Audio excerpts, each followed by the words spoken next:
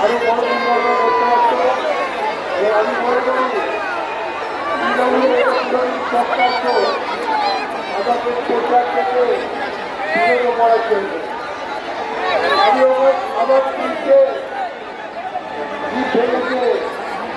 আমার বলার হয়েছেন বিশ্বের সব থেকে লোকপ্রিয় নেতা, ভারতবর্ষকে সারা বিশ্বের সামনে সম্মান যিনি প্রতিষ্ঠিত করেছেন, আমাদের লোকপ্রিয় প্রধানমন্ত্রী মাননীয় নরেন্দ্র মোদীজি।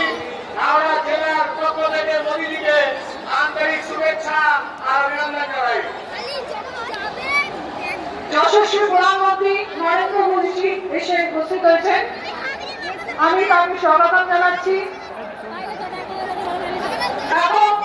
উপস্থিতিতে যে হাওড়া এক সময় ছিল ইস্টের শেফির, যে হাওড়াকে তিনি আশীর্বাদ করেছেন,